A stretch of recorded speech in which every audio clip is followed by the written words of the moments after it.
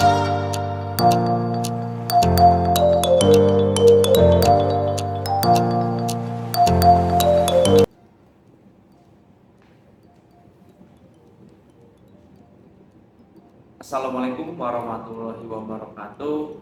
Salam sehat bagi kita semua dimanapun Anda berada. Perkenalkan, nama saya Dian Majid. Saya dari program studi teknik lingkungan Universitas PGRI Adipurana Surabaya. Pada video ini saya akan menjelaskan mata kuliah yang saya ampu, yaitu mata kuliah Kimia Lingkungan 1, yang mana pada video ini dipersyaratkan atau bertujuan sebagai syarat sertifikasi dosen tahun 2023 atau PDT UKT-PD. Untuk tujuan pembelajaran mata kuliah kimia lingkungan ini agar mahasiswa dapat memahami konsep kimia untuk menunjang proses dan teknologi di bidang teknik lingkungan serta menguasai konsep-konsep analisa parameter kimia itu sendiri.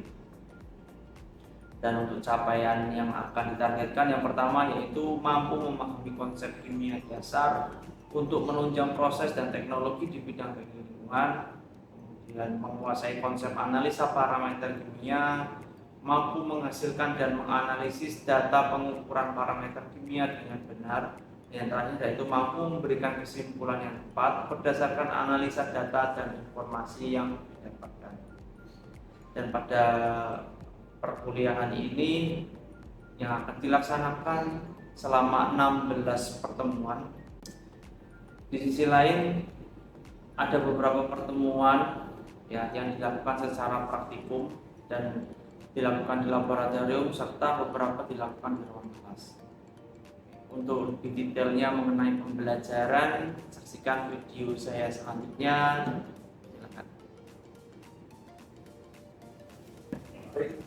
Assalamualaikum warahmatullahi wabarakatuh. Gimana kabarnya semua? Sehat ya? Walaupun tadi kita ketemu di pertemuan pertama dengan orang pelajaran berbeda, namun di sini kita hanya harus fresh. Yang tadi tinggalkan, kita mulai dengan yang baru. Sekarang mata pelajaran kimia lingkungan teman-teman semua di pertemuan yang kedua ini kita akan membahas mengenai teknik analisa. Akan banyak sekali pembelajaran teman-teman semua yang berkaitan mengenai kimia lingkungan. Dia semua yang berkaitan pembahasan dengan kimia yang ada di teknik lingkungan, nah itu masuknya di kimia. Namun pada pertemuan hari ini kita khusus pada pembelajaran yang sifatnya analisa lingkungan, baik itu secara konvensional maupun menggunakan alat yang modern. Berkaitan mengenai hal tersebut, teman-teman semua bisa perhatikan ada beberapa luaran pembelajaran yang akan kita hasilkan pada pertemuan hari ini. Yang pertama adalah membedakan teknik analisa. Artinya setiap polutan, katakan kita teknik lingkungan berkaitan mengenai material yang akan diuji, salah satunya adalah polutan. Polutan itu ada yang sifatnya gas, ada yang sifatnya cair, ada yang sifatnya padat. Ketiga material tersebut tentu memiliki teknik yang berbeda-beda. Nah, sebelum kalian menentukan teknik yang berbeda, kalian harus terlebih dahulu mengidentifikasi seperti apa ini, penampakannya seperti apa, tampilannya bagaimana. Kemudian poin yang kedua adalah memahami sampel dalam kimia lingkungan tadi. Setelah kalian memahami teknik-tekniknya, kalian mengetahui sampelnya. Oh, ternyata sampelnya ini terdiri dari misalnya limbah industri. Oh, ternyata ini adalah zat warna. Oh, ternyata ini adalah pengembangnya. Oh, ternyata ini adalah bagian dari surfaktanya dari suatu industri. Karena kalian sudah memahami teknik analisa tersebut. Selanjutnya, langkah saja adalah mengenal sistem konsentrasi dan pengukuran. Nah, setelah kalian mengetahui di sampelnya, kalian mampu menentukan konsentrasinya berapa. Jadi tidak hanya mengetahui secara kualitasnya saja. Oh, ternyata ada, tidak hanya seperti itu, tapi juga mengetahui polutan A ini jumlahnya berapa, polutan B ini jumlahnya berapa, kuantitasnya. Oke, yang pertama adalah pengolahan teknik analisa, teman-teman. Itu ada secara analisa kualitatif, dan analisa secara strukturnya. Kita mengetahui misalnya ada padatan garam. strukturnya garam itu seperti apa. Ya kalau kebetulan garam dapur NaCl. Kalau misalnya garam yang lain CH3COONa dan seterusnya, kita mengetahui bagaimana itu tidak bisa dilihat secara kasat mata. Harus menggunakan suatu instrumen. Ya. Sudah menggunakan instrumen yang modern, tidak bisa secara konvensional. Ya paham ya? Oke, kemudian analisa kualitatif kita kembali lagi ke atas. Yaitu identifikasi elemen, spesies, senyawa yang ada dalam sampel. Misalnya di sana nanti kita akan ada pertemuan tersendiri tentunya, tapi di sini akan saya jelaskan secara berdasar mengenai pertemuan tersebut, yaitu analisa anion dan kation. Kita ingin mengetahui apakah dalam suatu limbah tersebut mengandung kation mana, mengandung kation magnesium, mengandung kation kalsium. Analisanya nanti teman-teman semua secara kualitatif menunjukkan penampakan saja, ada atau tidaknya saja. Itu secara kualitatifnya. Kemudian analisa secara kuantitatifnya, tadi sudah mengetahui seberapa banyak polutan tersebut, seberapa banyak polutan itu terdapat pada lautan. Jumlahnya berapa? Baik itu dalam bentuk cairan maupun dalam bentuk gas, serta dalam bentuk padatan. Kalau padatan tentu ada timbulan sampah. Biasanya itu nanti akan berkaitan dan terintegrasi dengan mata kuliah persampahan. Kemudian, nah di sini untuk yang konvensional, teman-teman semua, tentunya intinya dari konvensional adalah yang non instrumen. Kalau kita artikan secara gamblang ya, secara jabal ya, non instrumen artinya tidak menggunakan alat seperti sulapan. Tiba-tiba ada. Tidak seperti itu ya. Tetap walaupun non instrumen itu kalau menggunakan instrumen, alat-alat. Instrumen di sini menggunakan maksud yang dimaksud adalah instrumen yang sifatnya kelistrikan, teknologi canggih. Misalnya seperti komputer, laptop kita sudah menggunakan kelistrikan masuk ke dalam instrumen. Analisa modern itu adalah sistem instrumental seperti spektrofotometer, kromatografi, spektrofotometer itu ada dua program kita, nanti teman-teman semua bisa menggunakan. Intinya dari spektrofotometer ada kata spektro adalah rentanan cahaya. Jadi kita menganalisa suatu sampel berdasarkan spektra cahaya tertentu berupa cairan. Ketika kulit itu berisi cairan, kemudian ditaruh pada alat yang namanya spektrofotometer, alat tersebut mampu bekerja atau menembakkan satu cahaya, yang mana sampel tersebut memiliki kemampuan untuk mengabsorbnya. Ada beberapa akan diserap, atau bahasa lain dari absorb adalah menyerap. Akan ada yang diabsorb, akan ada yang diteruskan, akan ada yang dipecahkan. Nah, ini ada berbagai teknik analisa teman-teman semua. Gravimetri yang pertama digunakan untuk mengukur berat. Misalnya dalam suatu limbah industri kita ingin mengukur berat. Ya, misalnya kita industri tambang emas katakan menggunakan Hg. Ya. Hg ini kita bisa ukur berapa limbah Hg yang dihasilkan dari industri tadi pemrosesan tambang emas itu. Pada setiap kita ambil sampel, misalnya pada setiap 100 liter yang diproses, ini kita ambil sampel berapa di sana, ternyata ketemu setiap satu sampel maka mendapatkan gram Hg itu sebanyak 1 gram. Kita coba lumayan banyak itu. Dengan apa metode yang besar dilakukan dengan cara kurang. Kemudian interaksi atau intermetri. Kalian kalau misalnya menggunakan buret dan kalau goyang-goyang ini, tahu ada yang pernah praktikum interasi? Ya, yang benar segitiga, kemudian di atasnya ada seperti pancuran, ada corong.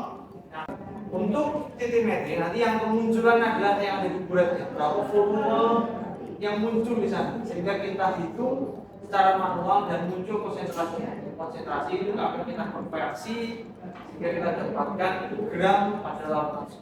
Berbeda dengan gravimetri, setelah mengendap harus kita timbang secara langsung. berapa hasil timbangan tersebut. Jika hasil timbangan tersebut menunjukkan 0,5 gram, artinya sampel limbah tersebut contoh saja kita Hb nanti yang dihasilkan adalah 0,5 gram. Spektrofotometri atom. Spektrofotometri atom selanjutnya dia sangat canggih, cepat. Dia mampu menganalisa suatu sampel pada sampel khusus untuk spektrofotometri atom ini hanya logam saja. Berapa jumlah misalnya besi itu logonya apa? Yang tahu?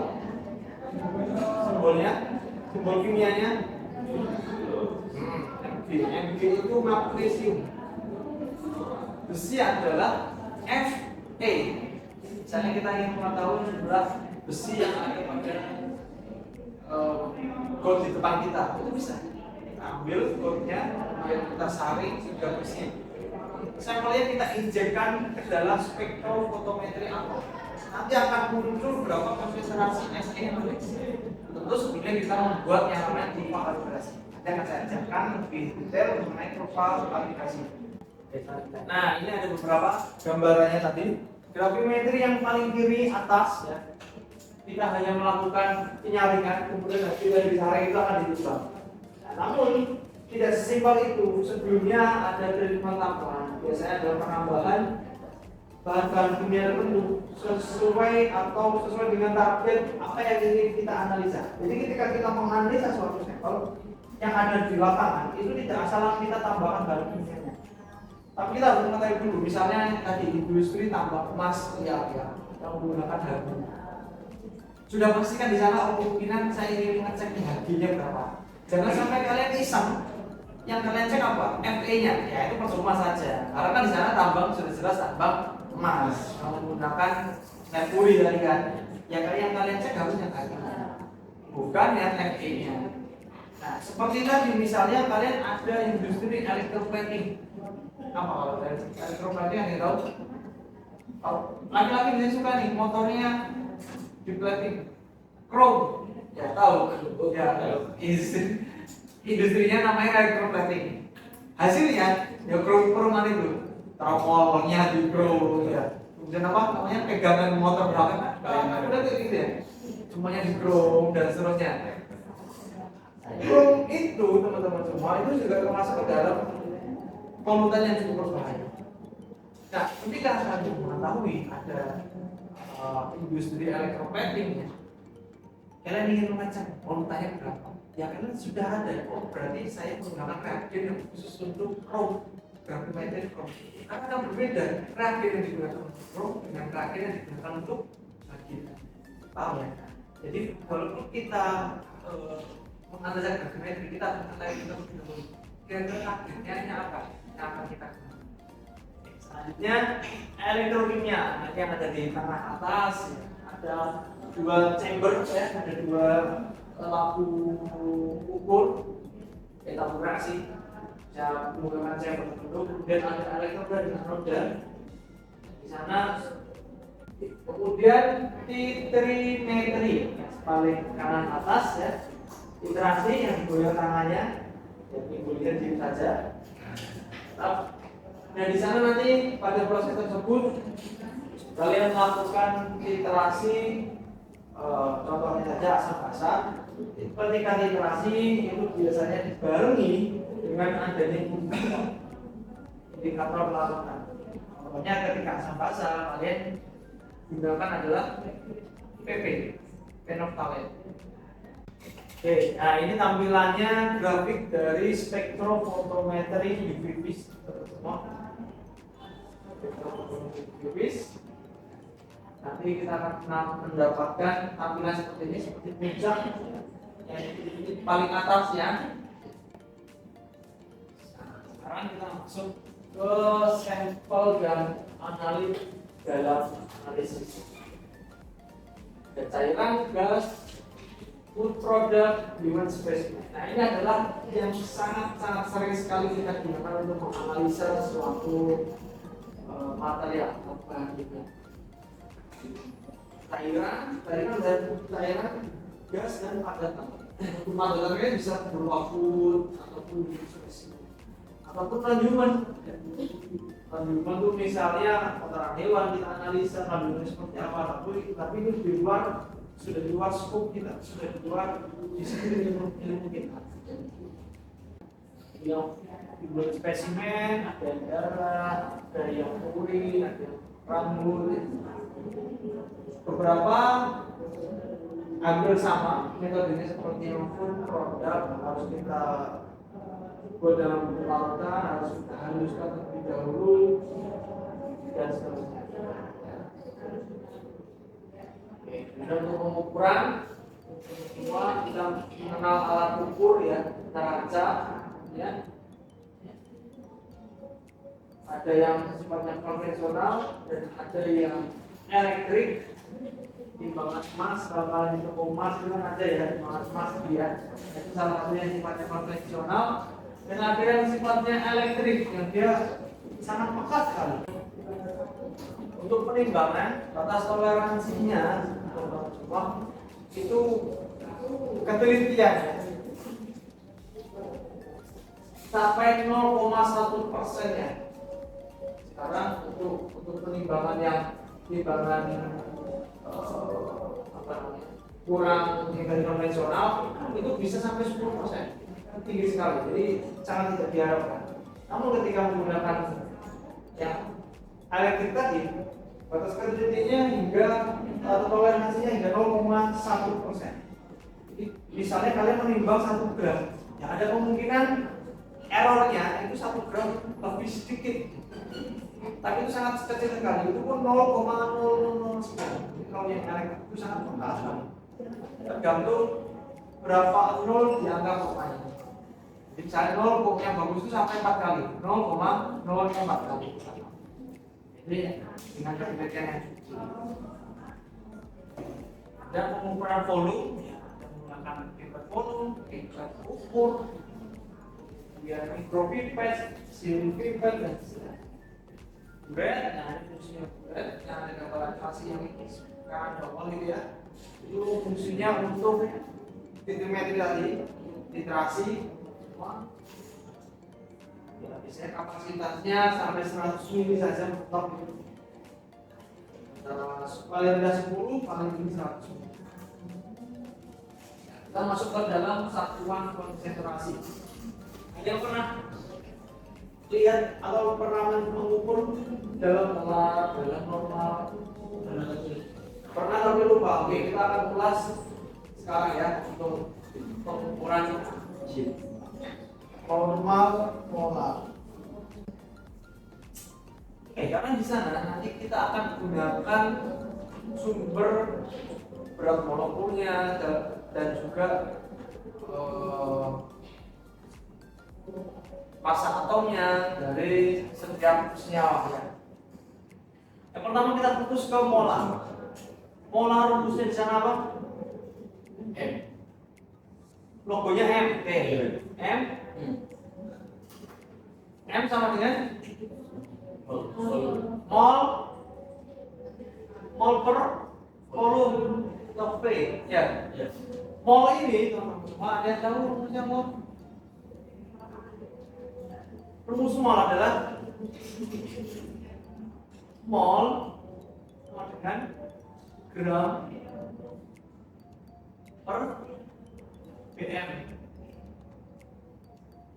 Gram ini apa? Gram ini adalah pertimbangan berapa banyak sampel yang akan kalian ambil di sini, atau berapa banyak sampel yang kalian dapatkan dalam suatu kerutan. Ini dalam bentuk gram ini ya. Kalau ditimbang muncul di situ gram. Nah ini maksudnya di sini. BM adalah berat molekul. Berat. Kalau kalian di SMA kan yang namanya AR, atau tidak MR ya. Iya. AR atau MR. Nah kalau dalam kita adalah yang menggunakan BM. Berat molekul. Nah nanti dulu. Ini kira-kira berdasarkan kualitas karena molnya belum ketemu di situ. Kita cari dulu mol sama gram per BM. BM ini berat molekul didapatkan dari mana? Dari SPU. Nah, ini garis merah. Kalau kalian tidak mempunyai SPU, kalian tidak bisa menghitung mol. Kalau kalian tidak bisa menghitung mol, kalian tidak bisa menghitung polaritas. Paham ya? Nah, oleh karena itu PR-nya besok kalian dapatkan tuh SPU-nya. Boleh beli, tapi saya tidak menyarankan kalian download saja yang ada di Google.